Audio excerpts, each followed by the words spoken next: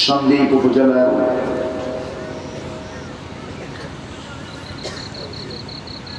শেখ মাহরুব যুব সমাজ মাহফিল ইন্তেজামিয়া কমিটি কর্তৃক আয়োজিত দুদিনব্যাপী অষ্টম বার্ষিকী তাফসীরুল কোরআন মাহফিল 2018 শেখ মাহরুব গমস্তার জামে মসজিদ প্রাঙ্গণে অনুষ্ঠিত আজকের এই সমাপনী দিবসের সম্মানিত সুযোগ্য সভাপতি, আজকে প্রোগ্রামে অন্যতম মেহমান, উদীয়মান তরুণ ওয়েজ, আমার স্নেহধন্য হাফিজ মাওলানা মুস্তাকিম বিল্লাহ। আল্লাহ তাআলা অশেষ শুকর যে মহান আল্লাহ সুবহানাহু ওয়া তাআলা আমাকে আপনাকে এই প্রতিকূল পরিবেশে অসংখ্য লোকের মাঝ থেকে বাছাই করে এমন একটি সুন্দর গুনাহ মাফের জায়গায় যিনি আসার বসার সুযোগ সৃষ্টি করে দিলেন, সেই মহান জাল্লে শানহুর দরবারে আমরা সবাই লাখ কোটি সাজুদ শুকর আদায় করি।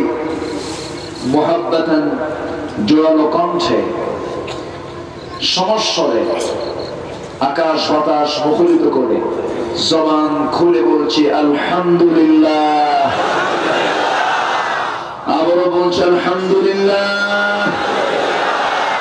সবাই বলুন আল্লাহুম্মা ইন্নী আসআলুকা আল হুদা ওয়াত তুকা ওয়াল আফাফ ওয়াল গিনা। সবাই বলুন আল্লাহুম্মা লাকা আসলামতু ওয়া বিকা আমানতু ওয়া আলাইকা তাওয়াক্কালতু ওয়া ইলাইকা আনাবতু। আমরা আল্লাহ তাআলার শুকর আদায় করে নিলাম। সম্মানিত উপস্থিতি, আমরা যে সময় এখানে হাজির হয়েছি সেই সময়টা ইসলামের জন্য এখন অনুকূল না প্রতিকূল? প্রতিকূল। আজকে এই জায়গায় আসতে নিয়ে মাঝ পথে আমাকে 5 থেকে 6 বার গাড়ি তল্লাশি করা হয়েছে। এত চেক, যত লম্বা দাড়ি তত লম্বা চেক, যত লম্বা পোশাক তত লম্বা চেক। এই জন্যই প্রতিকূল বললাম। প্রতিকূলতা, এই প্রতিকূলতার ভিতরে এত বড় একটি মাহফিল অনুষ্ঠিত হচ্ছে তার নির্দিষ্ট একটি এরিয়ার ভিতরে। যারা এই মাহফিলটা বাস্তবায়নের সহযোগিতার হস্ত প্রসার করেছেন, আল্লাহ তুমি তাদের উত্তম জাযায়ে খায়ের দান করো। জোরে বলি আমিন। সম্মানিত হাজিরিন, সম্মানিত উপস্থিতি, আমি সন্দ্বীপে এটাই প্রথম আমি প্রথম আসতে পেরেছি। আমি ধন্য এই চারপাকে মুখ দেখতে পেরে, আলহামদুলিল্লাহ। আজ থেকে 6 বছর 7 বছর আগে থেকে ফোন আসতে পারি না, কিন্তু এই চাঁদমাখা মুখ দেখে আমার কলিজা ঠান্ডা হয়ে গেছে, কলিজাটা ভরে গেছে। একটা বিশাল সমুদ্র চিরে আসলাম, এসে এত সুন্দর চাঁদমাখা মুখ দেখবো। আল্লাহু আকবার। সম্মানিত ভাইয়েরা, আমাদের পরিচয় তো একটাই, আমরা মুসলমান। আমরা কি বললাম? আমরা কি মুসলমান। এবং ইমানি মহব্বত, ইমানদারের পারস্পরিক মহব্বত নিজের ভাইয়ের চেয়েও বেশি। কান্নাহুম বুনিয়ানুন মারসুস, সীসাদানা প্রাচীরের মতো তারা একতাবদ্ধ থাকবে। এটা কার কথা? আসতে বলবেন না, কার কথা? আল্লাহ পাকের কথা। আমরা শুনতে এসেছি জাগতিক মন গড়া মস্তিষ্ক প্রসূত কোনো কথা নয়। আমরা শুনতে এসেছি পৃথিবীর কোন মানুষের লিখিত কোন বইয়ের কোন আলোচনা নয়। আমরা শুনতে এসেছি আল্লাহ পাকের পক্ষ থেকে নাজিল করা লাউহে মাহফুজে সংরক্ষিত কিতাব। কোন কিতাবের আলোচনা? কোন কিতাবে? কোরআনে। আল্লাহর তরফ থেকে বান্দার প্রতি সবচেয়ে বড় নিয়ামত হলো আল্লাহ বান্দাকে কোরআন দিয়েছেন। একটু আস্তে করে সুবহানাল্লাহ। কি দিয়েছেন? কোরআন দিয়েছেন। একটি সূরার ভিতরে আল্লাহ পাক বহু নিয়ামতের কথাগুলো উপস্থাপন করেছেন আর বান্দাকে প্রশ্ন করছেন। আল্লাহ রাব্বুল আলামিন সূরা রহমানের ভিতরে প্রথমেই রহমান শব্দটা প্রয়োগ করে তার নাম গুণবাচক নামটা প্রয়োগ করে বলছেন, আমার সঙ্গে সবাই ঠোঁট মিলিয়ে বলুন, আর রহমান আল্লামাল কুরআন খালাকাল ইনসানা আল্লামাহুল বায়ান। যিনি রহমান, যিনি রহিম, বান্দাকে দয়া করে কোরআন শিক্ষা দিয়েছেন। আল্লাহ পাকের পক্ষ থেকে সবচেয়ে বড় দয়া হলো কোরআন শিক্ষা তিনি আমাকে আপনাকে দিয়েছেন। এই কিতাব যদি না থাকতো আমি হেদায়েতের পথ পেতাম না, আল্লাহ কি চিনতে পারতাম না, আখিরাত বুঝতাম না। কিতাব না থাকলে পরে নবী দেখে নবীকে আমি চিনতে পারতাম না। আল্লাহ রাব্বুল আলামিন বান্দার প্রতি সবচেয়ে বড় দয়া করে কোরআনটা দিলেন এবং আল্লাহ রাব্বুল আলামিন বান্দাকে এটাও জানিয়ে দিচ্ছেন, বান্দা এই কিতাব যে দিলাম, কিতাবকে ফলো করবে, এই কিতাবই তোমাকে জান্নাতের দরজা পর্যন্ত নিয়ে যাবে। হয়তো প্রশ্ন করবেন, হুজুর কিতাব আবার কেমনে জান্নাতের কাছে নিয়ে যাবে? আল কোরআন হুজ্জাতুল লাক আও আলাইক, কোরআন তোমার পক্ষে অথবা বিপক্ষে রায় দেবে। এই পাওয়ার কিয়ামতের দিন হাসরের ময়দানে দিবেন কে? আল্লাহ। আসতে বলবেন না, কে দিবেন? আল্লাহ দিবেন। কোরআন পন্থী বলতে যারা লজ্জা পায়, ইসলাম পন্থী বলতে যারা লজ্জা পায়, ইসলামী দল করি এই কথা বলতে যারা কৃপণতা বোধ হয় তাদের ভিতরে, তারা মুসলমান নয়, মুনাফিক। তারা কি? আল্লাহ বলতে চায় না, বলে বিধাতা। আল্লাহ বলতে চায় না, বলে উপরওয়ালা, সৃষ্টিকর্তা। না, আমার রবকে। আরো জোরে চিৎকার মেরে বলুন, আমার রবকে। আল্লাহ পাক। আমার প্রাণ কার হাতে? আল্লাহর হাতে।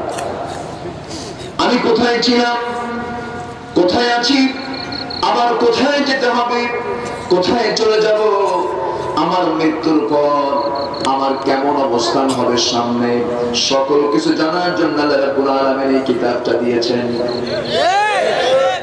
আল্লাহ রাব্বুল আলামিন বান্দার জন্য সকল মেসেজের মধ্যে দিয়েছেন, কোন মেসেজ বাদ দেন নাই, সব কিছু বলে দিয়ে বান্দাকে প্রশ্ন করছেন, বান্দারে এত বড় কিতাব দিলাম, দয়া করে বান্দা এই কিতাব ছেড়ে তুমি কোথায় চলে যাও? কোন তন্ত্র মন্ত্র তুমি ধরো, কোন ইসলামকে তুমি ধরো, কোন ধর্মকে তুমি গ্রহণ করো, সব বাদ দিয়ে আসো। আল্লাহ রাব্বুল আলামিন বলছেন, ফাআইনা তাযহাবুন ইন হুয়া ইল্লা যিকরুল লিল আলামিন। কোথায় তুমি চলে যাও? সবচেয়ে বড় জিকির হলো আল্লাহর কালামে কোরআনে কারীম। জোরে বলো সুবহানাল্লাহ। এই লাইটটা আমার একটা প্রবলেম করছে, আমি এদিকে তাকাতেই পারছি না। লাইটটা আমার একটু উঁচু করে দিলে অথবা অন্য সাইড থেকে অথবা চোখে পড়ে না কোন জায়গায় সেট করলে ভালো হতো। এই তো আমি এখন দেখতে পাচ্ছি, মানে লাইট এমন ভাবে লাগানো হয়েছে যে হুজুরের চোখ আজকে কানা করে ছাড়বে, এরকম কিছু। এই তো কেবল আমি একটু দেখতে পাচ্ছি। সম্মানিত ভাই, সম্মানিত বন্ধুগণ, আমার কথা কি বোঝা যায়? তার কোনো সমস্যা হয় না? বলি আলহামদুলিল্লাহ। পৃথক একটা জনপদ এটা। কখন আপনারা কবেন যে আমরা স্বাধীনতা চাই, চতুর্দিকে পানি, এটা পৃথক জনপদ, খুব সুন্দর। সম্মানিত ভাইরা, সম্মানিত বন্ধুগণ, তাহলে এই কিতাবের আরেকটা নাম আবার শিখে নিলাম আজকে। অনেকে জানি, এরপরও নতুন করে অনেকে হয়তো জানতেও পারি, এই কিতাবের নাম কিন্তু জিকির। এই কিতাবের নাম কি? ইন হুয়া ইল্লা যিকর। এটা হচ্ছে জিকির। কিন্তু আমার দেশে জিকির মানে কিন্তু অনেক কিছু বোঝানো হয়। হালকা জিকির, ভারী জিকির, ন্যাংটা জিকির, খারাপ হওয়া জিকির, তাবুর উপর ওঠা জিকির, আছে না নাই? আছে না নাই? জিকিরে কিন্তু শেষ নাই। কিন্তু আমরা দেখতে পেলাম এখন, আমি যেটা যে আয়াতটা বললাম, এটা কি আমার কথা? ইন হুয়া ইল্লা যিকির। এটা কি? এটার নাম কি? জিকির। এটার নাম কি? জিকির। সবচেয়ে বড় জিকির হচ্ছে এটা। কিন্তু আমার দেশে জিকিরের যে কত ভাষা, জিকিরের যে কত ল্যাঙ্গুয়েজ তারা প্রয়োগ করে, হঠাৎ করে হু এরকম করে ওঠা আছে না? তো হু দিয়ে কি হইল? আবার কালিমার পুরনো শব্দ হচ্ছে লা ইলাহা ইল্লাল্লাহ। আছে এরকম আছে না? লাভ পেয়ে ওঠে। আবার টিকবাজিও মানে আছে না? মনে হয় একটা শোডাউন হচ্ছে। এগুলো ভণ্ডামি, এগুলোর সঙ্গে ইসলামের কোন সম্পর্ক আসতে বলবেন না, সম্পর্ক নাই। জিকিরের চারটা শব্দ পরিভাষা আছে। সুবহানাল্লাহ বলেন কি? আলহামদুলিল্লাহ। আরো জোরে সবাই বলেন লা ইলাহা ইল্লাল্লাহ। আল্লাহু আকবার, আল্লাহু আকবার। এই তো ইসলাম নাম কি করবেন? ইসলাম সামনে বলবেন সব বানানো। শয়তান কিছু আমার দেশে আছে না নাই? আসতে কবেন আছে না নাই? আর আল্লাহ তাআলার নাম আসলিল্লাহিল আসমাউল হুসনা। অনেকগুলো আল্লাহর নাম আছে, সেই নাম ধরে ডাকো। ইয়া রহমান, ইয়া রহিম, ইয়া গফফার, ইয়া সত্তার, ইয়া জব্বার, ইয়া কাহার, এরকম করে নাম ধরে ডাকো। কিন্তু কে তোমাকে শেখায় দিল তোমার ন্যাংটা বাবার নাম নিতে হবে? তোমাকে অমুক দরবারের ভণ্ডের নাম নিতে হবে? যে সমস্ত দরবারে গেলে শিরকের গন্ধ পাওয়া যায়, ওই সমস্ত দরবার আগুন দিয়ে জ্বালায় দেওয়া দরকার, ঠিক কিনা? আগুন দিয়ে জ্বালানো দরকার। আমরা কোন জিকির করবো না, আমরা জিকির করবো কোরআনে। কিসের জিকির করবো? এই জিকির কমে যাওয়ার কারণে এই ভণ্ডামি গুলো বাড়ছে। এই জিকিরটা বাড়াতে হবে। এই জিকির বাড়ালে ওই ভণ্ডামি শেষ হয়ে যাবে। কিন্তু আবার শুধু তেলাওয়াত করলে হবে না, বুঝে শুনে তেলাওয়াত করতে হবে। সাহাবায়ে কেরাম কোরআন পড়তেন বুঝে না বুঝে। আমার দেশে অনেক অধিকাংশ কোরআন শরীফ পড়ে বুঝে না বুঝে। না বুঝে বলে দিলেন হাদিস, মান কারা হারফান মিন কিতাবিল্লাহ, যে ব্যক্তি কোরআন শরীফের একটা হরফ উচ্চারণ করবে তার আমার নামে 10টা করে নেকি দেওয়া হবে। ভালো কথা, এটা সওয়াব পাবো।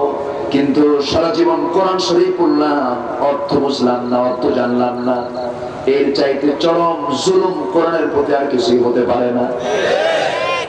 আল্লাহ রাব্বুল আলামিন বান্দার জন্য কোরআনটা কঠিন করেন নাই, আরশ করেন নাই, বান্দার জন্য বোঝা করে দেন নাই যে বান্দা বুঝবে না। আল্লাহ রাব্বুল আলামিন বান্দাকে বারবার জানাচ্ছেন, ওয়ালাকাদ ইয়াসসারনাল কুরআনা লিযিকরি ফাহাল মিন মুদ্দাকির। বান্দারে, আমি তোমার জন্য কোরআনকে শ্রীহীন করি নাই, আলস্য কষ্টকর বোঝা বানিয়ে দেই নাই। তোমার জন্য এই কিতাবকে এত সহজ করেছি, সহজ থেকে সহজতর করে দিয়েছি। তোমার চোখের সামনে তুমি দেখতে পাও ছোট্ট ছোট্ট মাসুম বাচ্চাও তার সিনার ভিতরে কোরআন শরীফ তুলে নিতে পেরেছে। একটু জয় বলি সুবহানাল্লাহ। পৃথিবীতে কোনো কিতাব নাই স্টার্ট শুরু থেকে শেষ পর্যন্ত হুবহু মুখস্থ আছে, except the Holy Quran, কোরআন ছাড়া। কোন গ্রন্থ, কোন কিতাব এটা? কি চান আপনি? সব আছে না নাই? আসতে কবে না আছে না নাই? শুধু নাই শব্দ বাদ গেছে, সবই আছে। নাই ছাড়া সব আছে। সেই কিতাব থেকে একটা আয়াতের অংশ আমি তেলাওয়াত করেছি। যে আয়াতের অংশ আমি তেলাওয়াত করেছি, আল্লাহ পাক এখানে 6টি কাজের কথা বলেছেন। 6টি কাজ যদি কেউ করতে পারে সে হচ্ছে সত্যবাদী, সে হচ্ছে মুত্তাকি, আমি তাকে জান্নাত দেব। জোরে বলুন সুবহানাল্লাহ। আমরা শুনবো না? আমরা শুনবো, জোরে বলি ইনশাআল্লাহ। গতকালকে মেহমান ছিলেন বড় বড় আলেমে দ্বীন, এখানে কথা বলেছেন।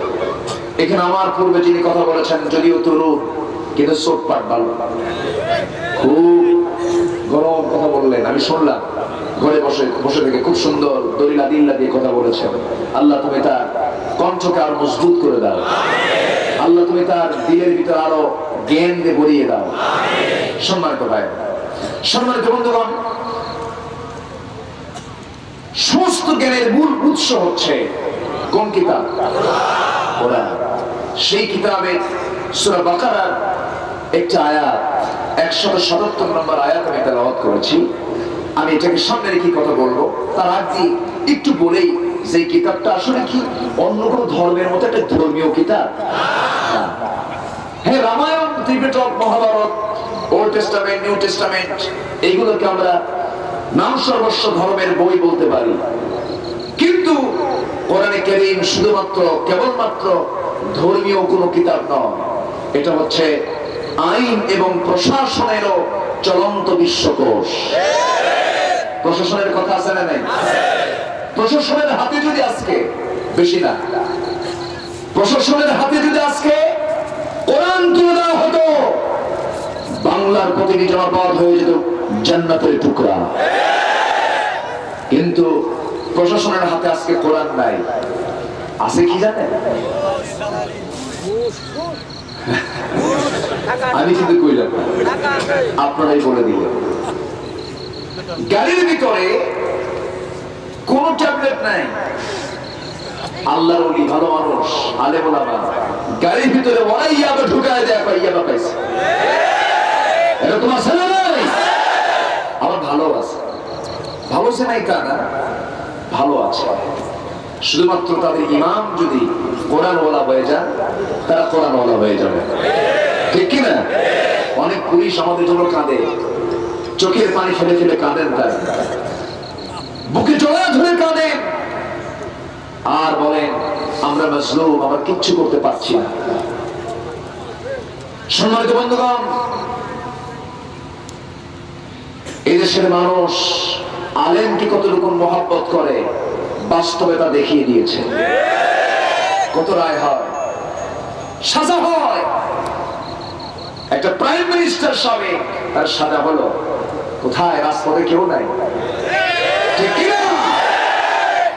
আর একজন আলেমের বিরুদ্ধে শুধু একটা রায় হয়েছিল, একজন আলেমের বিরুদ্ধে শুধু বিতর্কিত একটা, জনগণ এটাকে প্রত্যাখ্যান করার জন্য এই রায়কে মেনে নিতে পারে নাই। রাজপথে নেমে শত শত মানুষ বুকের তাজা প্রাণ ধরে দিয়েছে। যে দেশে আলেমের জন্য বুকের তাজা প্রাণ ঢেলে দেয়, সেই জমিন আল্লাহর দিন কায়েম হবেই হবেই ইনশাআল্লাহ। সবাই কি ইসলামের জন্য বুকের তাজা প্রাণ ঢেলে দিতে রাজি আছে?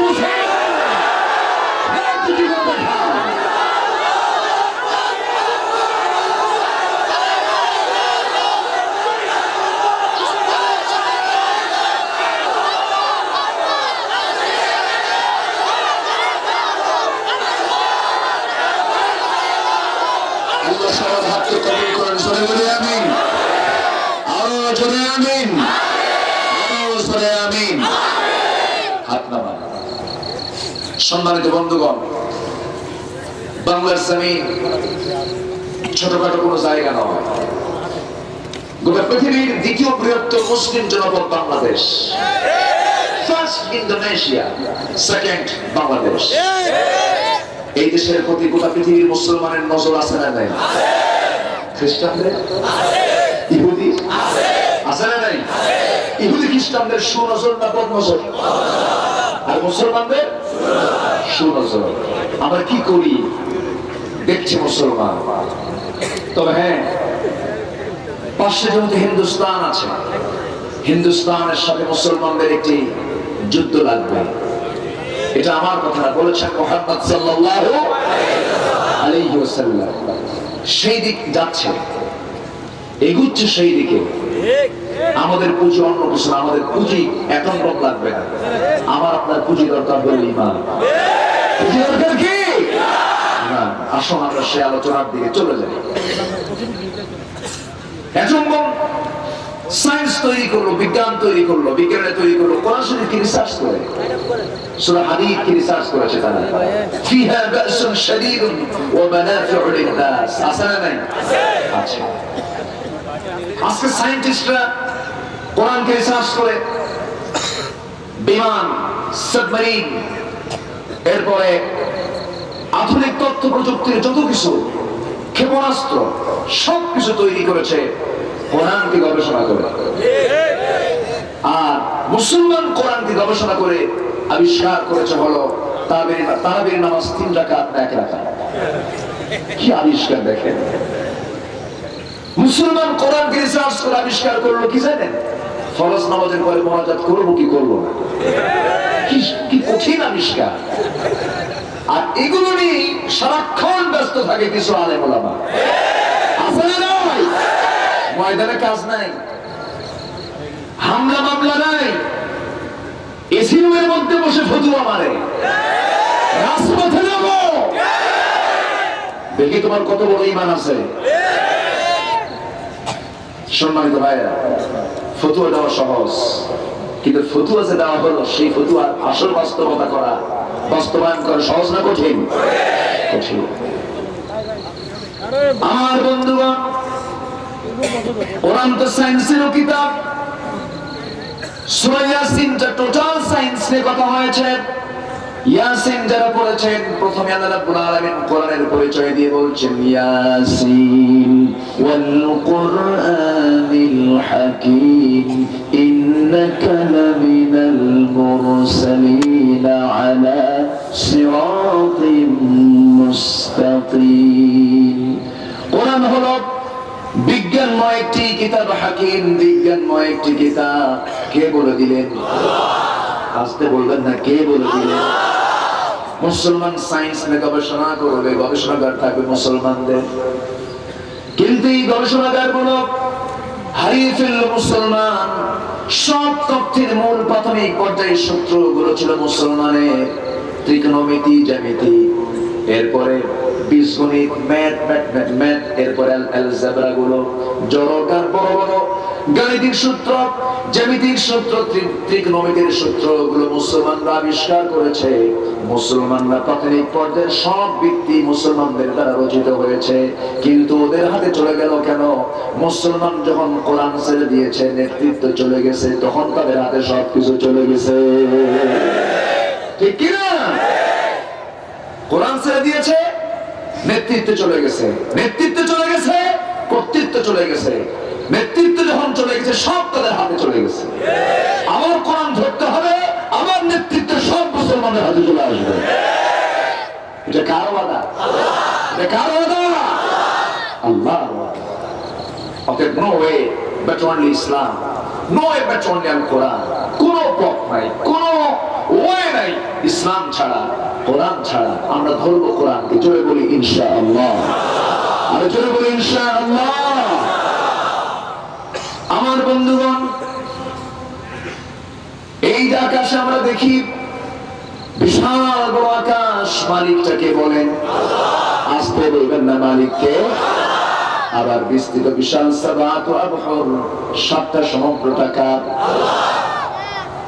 7টা আসমান টাকার, সব আসমান জমিনের মালিকানা পৃথিবীর কারো নয়, মালিকানা হচ্ছে আল্লাহ পাকের। আল্লাহ রাব্বুল আলামিন বলছেন, বান্দার রাজত্ব তোমার নয়, রাজত্ব হলো আমার। তাবারাকাল্লাযী বিয়াদিহিল মুলকু ওয়া হুয়া আলা কুল্লি শাইইন কাদির। গোটা পৃথিবীর রাজত্ব আমার হাতে, সকল ক্ষমতা তো আমি একমাত্র মালিক। সকল ক্ষমতার উৎস কে? আসতে বলবেন না কে? মৃত্যু দিয়েছেন কে? জীবন দিয়েছেন কে?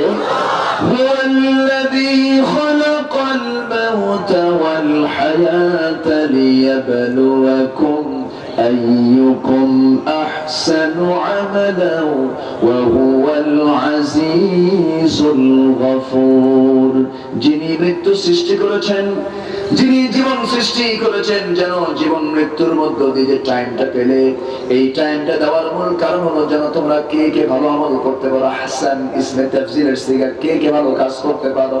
কিন্তু দুঃখ লাগে আজকের সমাজে ভালো কাজ বেশি না খারাপ কাজ বেশি? আগামীকালকে আসতেছে সুন্দর একটা দিন, খুব ভালো কাজ, ফেরেশতারা সওয়াবে ভরপুর করে দেবে আমল।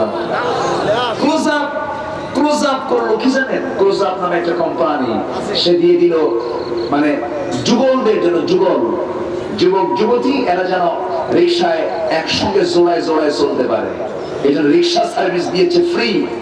রিকশায় তোমরা চড়বা আর শয়তানি গুলো করবা, আর প্রশাসন বলছে ভালো করে শয়তানি করো, আমরা পাহারা দিচ্ছি। সম্মানিত ভাইরা, কোরআন যদি আজকে প্রশাসনের হাতে থাকতো, প্রশাসন যদি কোরআন দিয়ে চলতো, পিটাইয়া সব সোজা করা হতো, ঠিক কিনা? ওয়াজ করে কি বিশ্ব ভালোবাসা দিবস বন্ধ হবে? ওয়াজ করে বন্ধ হবে না, ওয়াজ করে সুদ বন্ধ হবে না, ওয়াজ করে ঘুষ বন্ধ হবে না, ওয়াজ করে সেরা বন্ধ হবে না। ওয়াজ করেই যদি হতো, আমার নবী যে ওয়াজই করতেন, উহুদের যুদ্ধে যেতেন না, ঠিক কিনা? ওয়াজ করেই যদি হতো, আমার নবী ঘরে বসে থাকতেন, তাহলে তিনি মক্কা থেকে মদিনা হিজরত করতেন না। শুধু ওয়াজ নয়, শুধু ওয়াজের মধ্য দিয়ে নয়, আমরা যা সঙ্গ সমাজে তা বাস্তবায়ন করার জন্য জান প্রাণ দিয়ে তার বাতিল শক্তির মোকাবেলা করব। সবাই রাজি আছেন? আমাদেরকে কেন পাঠানো হয়েছে? আমাদেরকে পৃথিবীতে পাঠানো হয়েছে কেন?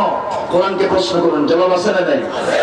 আল্লাহ রাব্বুল আলামিন বলেন, কুনতুম খায়রা উম্মাতিন উখরিজাত লিন-নাসি তা'মুরুনা বিল মা'রুফি ওয়া তানহাউনা 'আনিল মুনকার ওয়া তু'মিনুনা বিল্লাহ।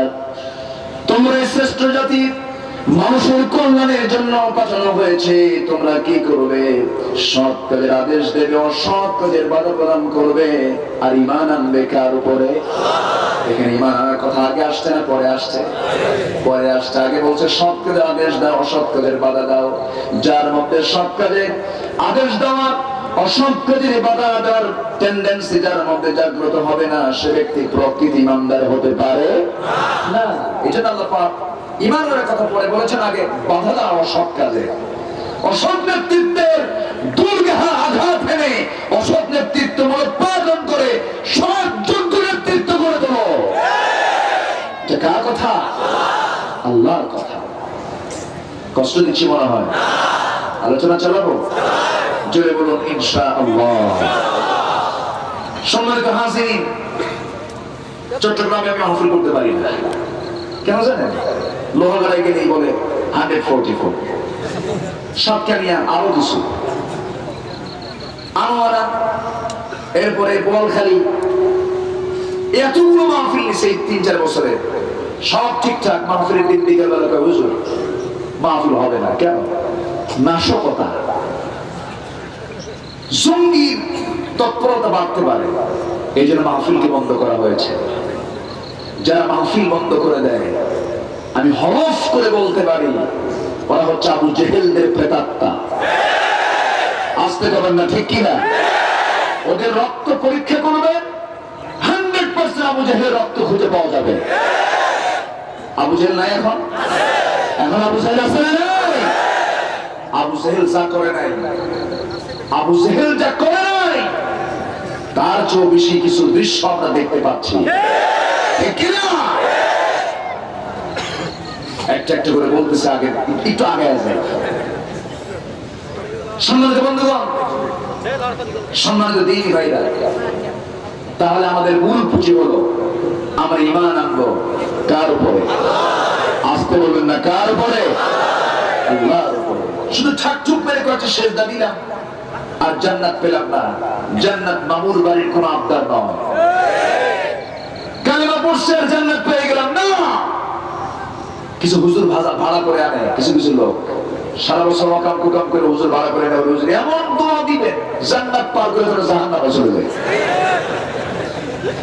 এরকম ভাড়াটে হুজুর আছে না? নাই? ভাড়াটে হুজুরও কিন্তু আছে। সিনেমা হল উদ্বোধন হবে, মদের ফ্যাক্টরি উদ্বোধন হবে, কৃষককে ডাকবে, একটু দোয়া করবেন, আল্লাহ তুমি এই মদের ফ্যাক্টরির বরকত বাড়ায় দাও। এরকম শয়তান কিছু আছে? আমি নিজের চোখে দেখেছি এগুলো। মদের ফ্যাক্টরি দিকে দোয়া করে, সিনেমা হলে গিয়ে দোয়া করে, আল্লাহ তুমি কাস্টমার বাড়ায় দাও। এরকম শয়তান বাংলার জমিনে আছে না নাই? মাথার টুপি, মুখের দাড়ি দেখলে মনে হয় জিব্রাইল ফেল। সূরাতে আযম মানে সূরাতের দিক থেকে একদম বিশাল কিছু, কিন্তু কিচ্ছু না, ওটা হলো শয়তান আযম। ঠিক কি না? আছে এরকম কিছু সূরাত আল্লাহ আছে না নাই? আছে। ধোঁকাবাজ কিছু লোক আছে না নাই? আছে। শুধু কপালে কালো চিহ্ন, পরনে লম্বা জুব্বা, আর সুন্দর মুখের দাড়ি নিয়ে জান্নাত পাওয়া যাবে না। সুন্দর দাড়িওয়ালাও আবু লাহাব ছিল, সুন্দর পাগড়িওয়ালাও আবু লাহাব ছিল, সুন্দর জুব্বাওয়ালা আবু লাহাব ছিল, কিন্তু আবু লাহাবের জন্য আল্লাহ পাক কল্যাণ কামনা করেছেন না ধ্বংস কামনা করেছেন? এর মূল কারণ হলো পোশাক আশাক সবই ঠিক ছিল। অগ্নিশিখার পিতা যাকে বলা হতো, আমার নবীর চেহারার সঙ্গে তার চেহারার মিলও ছিল। চাচা ভাতিজা বোঝা যেত এটা চাচা এটা ভাতিজা, আমার নবীর সঙ্গে তার চেহারার একটু মিলও ছিল, কিন্তু কাম হয় নাই। আত্মীয়তা দিয়া, রক্তের বন্ধন দিয়া ইসলাম তাকে মূল্যায়ন করে না। ইসলাম মূল্যায়ন করে বলে ইমানের ভিত্তিতে। কিসের ভিত্তিতে বলেন? নূহ আলাইহিস সালাম ছেলে কেনানকে বললেন, কেনান তুই আমার পথে আয়, আল্লাহর দ্বীনকে গ্রহণ কর। না, আমি গ্রহণ করব না, আমি তোমাকে মানব না। আল্লাহর তরফ থেকে আয়াত নাযিল হলো, নূহ আলাইহিস সালামকে জানিয়ে দেওয়া হলো, ইন্নাহু লাইসা মিন আহলিক, সে আপনার কোন আহাল না। সন্তান হলে কি হবে? আহাল না। কে বলে দিলেন? আজকে বলবেন না কে বলে দিলেন? আমার বন্ধুগণ, আবু লাহাবের বিরুদ্ধে আল্লাহর তরফ থেকে নাম সহকারে গালি শুরু হয়ে গেল, ধ্বংস কামনা হলো। আল্লাহ রাব্বুল আলামিন রাসূলকে জানিয়ে দিলেন, হে রাসূল আপনাকে গালি দিয়েছে আবু লাহাব, আমিও তাকে গালি দিলাম। সবাই বলুন তাব্বাত ইয়াদা আবি লাহাবি ওয়া তাব্বা মা আগনা আনহু মালুহু ওয়া মা কাসাব সায়াসলা নারান ذات لهب وامرأته حمالة الحطب في جيدها حبل من مسد। ধ্বংসের সূরা কে নাযিল করলেন? ইমানদারের বিরুদ্ধে না কাফেরের বিরুদ্ধে? কাফেরের বিরুদ্ধে আল্লাহ ধ্বংস চান। তাহলে আমরা কি কল্যাণ চাবো নাকি? আমরা কল্যাণ চাবো? আমার বন্ধুগণ, আমার দেশে মুসলিম পরিবারে জন্মগ্রহণ করে আবার ঈদের নামাজে নামাজ পড়তে যায়, ঈদের মাঠেও চলে যায়, কিন্তু আল্লাহকে মানে না। আছে না? কাফের কিন্তু কোন সম্প্রদায়ের নাম নয়, কাফের তো মুসলমান ঘরেও হয়। আমার দেশে নাই এরকম? শামসুর রহমান আত্মস্বীকৃত নাস্তিক ছিল। এরপরে কি বলে না শামসুর রহমান, তারপরে আরেকজন আছে যে মারা গেছে আহমদ শরীফ। কয়েকদিন আগে এক নাস্তিক বলল যে মুসলমানদের মনের জগতে আল্লাহ আছে, বাস্তবতায় নাই। এই সমস্ত আত্মস্বীকৃত নাস্তিক বাংলার জমিনে আছে না নাই? আসতে কবেন না, আছে না নাই? আমি একটা প্রশ্ন করতে চাই, হিন্দু মারা গেলে তাকে চিতায়, খ্রিস্টান মারা গেলে প্যাগোডায়, মুসলমান মারা গেলে কবরস্থান, নাস্তিক মারা গেলে কোথায় রাখবে?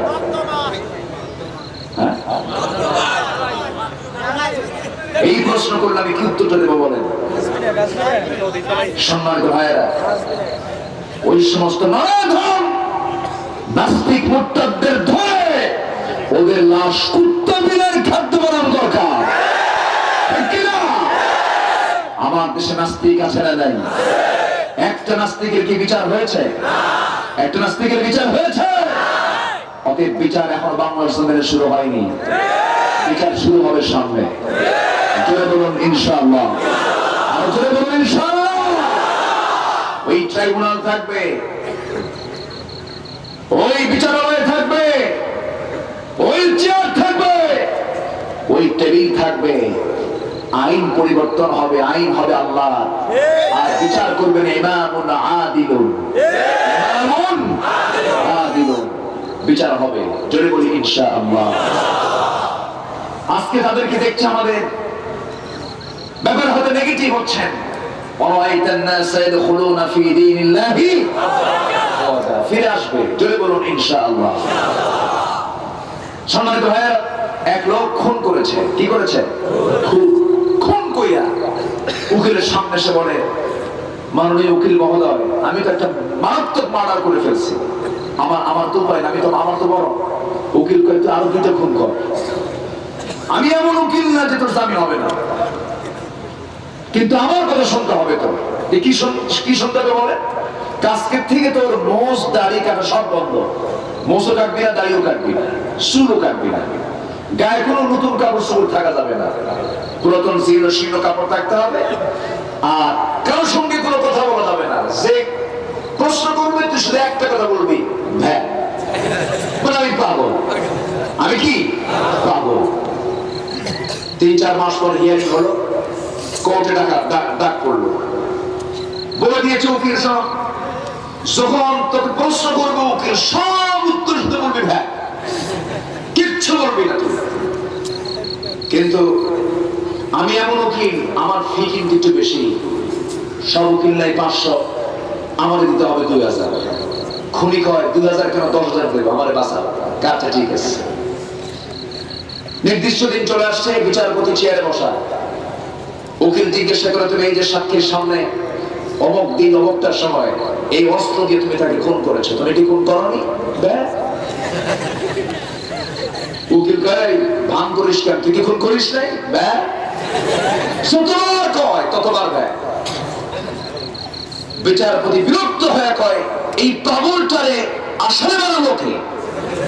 এ তো পাগল, মোষ কাটে না, দাড়ি কাটে না, চুল কাটে না, কাপড় চোপড় ঠিক নেই, কথা ঠিক নাই। এই লোকটাকে আসামি যে বানাচ্ছে সে আরেক পাগল। রায় কিন্তু উল্টে যাচ্ছে। তুই কথা কি বুঝতেছেন? বিচারপতি কয়, যেহেতু মস্তিষ্ক বিকৃত লোকের বিরুদ্ধে আদালত কোন সিদ্ধান্ত আসতে পারবে না, সেহেতু মহামান্য আদালত তাকে পাগল মনে করে তাকে বেখুশুর খালাস দিতে বাধ্য হল। মোষের তল দেখেন, মোষকে হাসি মেরে কাঠগড়া থেকে নেমে চলে যাচ্ছে খুনি। এখন উকিলের সাথেও কথা কয় না। উকিল গায়ে টাকাটা দিয়ে যা। হ্যাঁ, আমার কথা কি বুঝতেছেন? উকিল কয়, আমি তোকে ভ্যা শিখে, তুই আমার ভ্যা দেখাস, দে টাকা। তুই কথা কি বুঝতেছেন? আসবে দিন সামনে, যারা শিখাচ্ছে তাদের কি শেখাবে? সত্যের বিজয় কে দিবেন? সত্যের বিজয় কে দিবেন? আল্লাহ।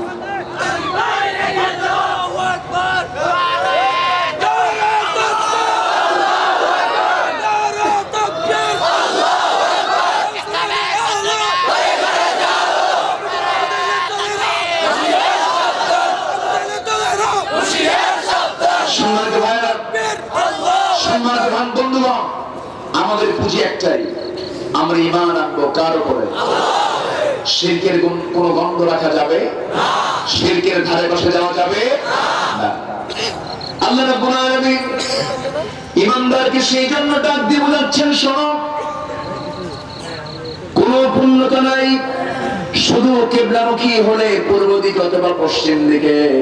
প্রকৃত পূর্ণতা, প্রকৃত সফলতা কোন কাজে আল্লাহ পাক বুঝায় দিচ্ছেন, 6টা কাজ তোমরা করবে।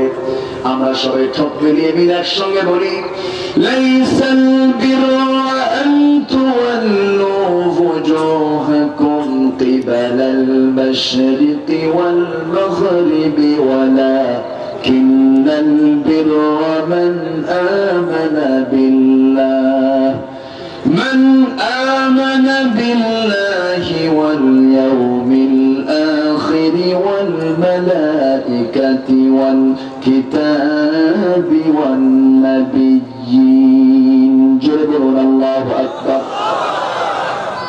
প্রকৃত পূর্ণতা হলো যে ব্যক্তি ঈমান আনতে পেরেছে কার উপরে? আস্তে বলবেন না, কার উপরে? আল্লাহ আছেন কোথায়? বলেন, আল্লাহ আছেন কোথায়? আল্লাহ আছেন নির্দিষ্ট জায়গায়। তার চেয়ার আছে না নাই? তার কুরসি আছে না নাই? কুরসিয়ুন মানে কি?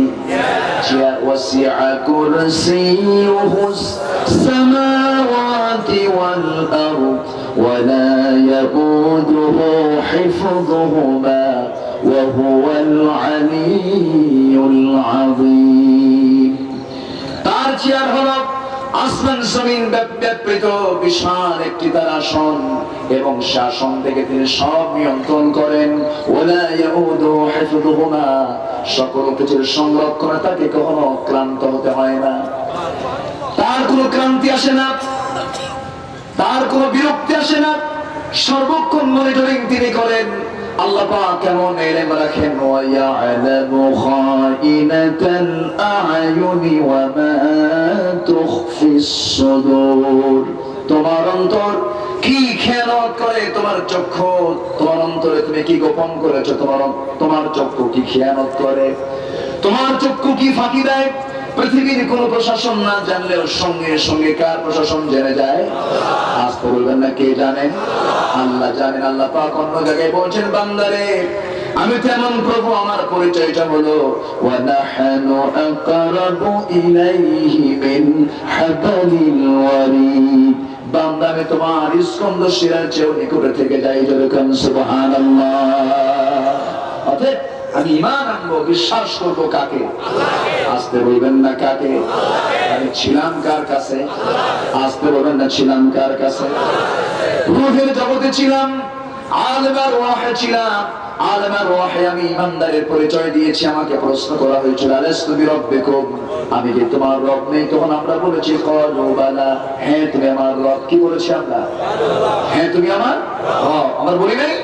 বলেছি। বলি নাই? মনে আছে না? মনে আছে? মনে নাই? হয়তো মনে নাই, কিন্তু বলেছি 100% সত্য। কোরআন বলে দিচ্ছে, আলাস্তু বিরাব্বিকুম ক্বালু বালা, হ্যাঁ তুমি আমার রব। মনে না থাকলেও 100% আমরা বলেছি। তবে ইমাম গাযালি বলেছেন যে আমি যে রূহের জগতে আল্লাহ পাক আমাকে প্রশ্ন করেছেন আমি কি তোমার রব নয়, আমি যে বলেছি তুমি আমার রব, এটা আমার মনে আছে। যেরকম সুবহানাল্লাহ। এটি তো উচ্চ ইমানদারের স্তর, মুত্তাকির চূড়ান্ত স্তরে যখন বান্দা চলে যায় সে তখন অনেক কিছুই বুঝতে পারে। যেরকম আল্লাহু আকবার। আমি ওইদিকে যাব না। তো সেই রূহের জগৎ থেকে আল্লাহ পাক আমাকে মার পেটে রেখে দিয়েছিলেন। মার পেটে ছিলাম আমরা কয় মাস? আসতে বলবেন না, কয় মাস? অনেকে অনেক থাকেন নাই, শুধু আসমান থেকে নামছে নাকি? আমার মার পেটে একটা নির্দিষ্ট সময় ছিল, আলেমে বুতুন, মার পেটে ছিলাম। সেই মার পেটে আমি যখন ছিলাম আমার কোন হাতের শক্তি ছিল? পায়ের শক্তি ছিল? আমি দেখতাম কিছু? আমি খেতে পারতাম? আমাকে বড় করলেন কে? আসতে কম কেন? আরো যেরকম কে বড় করলেন? আপনি ঈমান আনবো কার উপরে? আল্লাহর উপরে। সেই মার পেটের ভিতরে আমি আপনি দীর্ঘ 9 থেকে 10টি মাস ছিলাম। এই 9 থেকে 10টি মাস মার পেটের মধ্যে থাকলাম। আল্লাহ রাব্বুল আলামিন সামান্য এক ফোঁটা নাপাক পানিকে সক্রিয় করে দিলেন। 20 থেকে 30 কোটি শুক্রাণুকে, এর মধ্যে মাত্র একটা শুক্রাণুকে সক্রিয় করে সবগুলোকে নিষ্ক্রিয় করে দিলেন। জামাত রক্ত হলো, গোশতের টুকরা হলো, আসমা হলো, লাহমা হলো। এরপরে সুন্দর করে চামড়ার প্যাকেট দিয়া সুন্দর করে 4টি মাসের ব্যবধানে বডিটাকে প্রস্তুত করা হলো। চোখের জায়গায় চোখ হলো, কানের জায়গায় কান হলো, নাকের জায়গায় নাক হলো, মুখের জায়গায় মুখ হলো, হাতের জায়গায় হাত হলো, পায়ের জায়গায় পা হলো। সম্পূর্ণ সৃষ্টি করে সম্পূর্ণ বডি প্রস্তুত করে সেই কচি দেহের মধ্যে প্রাণ ফুৎকার মেরে দিলেন কে? প্রাণটা ঢুকায় দিলেন কে? প্রাণের মালিক কে? আল্লাহ রাব্বুল আলামিন বলেন, হে রাসূল আপনাকে প্রশ্ন করবে এই রূহ সম্পর্কে, আপনি বলে দেন ইয়াসআলুনাকা আনির রূহ কুলির রূহু মিন আমরি রাব্বি।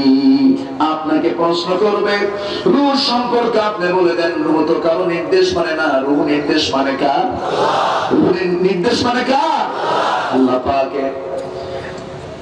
ওই মারপিটের ভিতরে 9-10টি মাস যখন পূরণ হয়ে গেল, সম্পূর্ণ সবকিছু যখন তিনি প্রস্তুত করে ফেললেন, সব যখন ফিল আপ হয়ে গেল, আল্লাহ রাব্বুল আলামিন তার নিজস্ব তত্ত্বাবধানে মারপেটের ভিতর থেকে 10টা অপারেশন সম্পূর্ণ করে মারপেট থেকে দুনিয়ার জগতে আনবে জাহানে তার গোলামীর জন্য পাঠিয়ে দিলেন। অবদান কার? অবদান কার? সে আল্লাহকে আমরা ভুলবো? আল্লাহকে আমরা ভুলবো? আল্লাহর আইন ছাড়া অন্য কোন আইনকে মানবো? আল্লাহর আইনকে ছাড়া অন্য আইনকে মানার মতো লোক আমার দেশে আছে না? কম না বেশি? কম না বেশি? বেশি। আল্লাহর আইনকে মানতে চায় না। ভালো যদি জনগণের প্রতিনিধি হতে চান, জনগণের সামনে যখন যান তখন বলে আপনি কেন নির্বাচনে আসছেন? আপনি এত ভালো মানুষ, আপনি কেন নেতৃত্ব দিতে আসছেন? নেতৃত্ব দেওয়ার জন্য চোর বাটপার নয়, নেতৃত্ব দিতে হবে ভালো সব নেতৃত্ব দিতে হবে, ঠিক কিনা বলেন? কিন্তু আজকে অধিকাংশ নেতৃত্বের মধ্যে ভেজাল আছে না নেই? আজকে কথা না আছে না নেই? ইমানদার, ইমানদারকে সকল কাজে এগিয়ে আসতে হবে। আল্লাহ বলছেন সবচেয়ে বড় পূর্ণতা হলো যে ব্যক্তি ঈমান আনতে পেরেছে। কার উপরে? আসতে বলবেন না, কার উপরে? ঈমান আমরা আনবো আংশিক না পুরোপুরি? আসতে বলবেন আংশিক না পুরোপুরি? পুরোপুরি ঈমান আনতে হবে। আংশিক আনা যাবে না, আংশিক মানা যাবে না।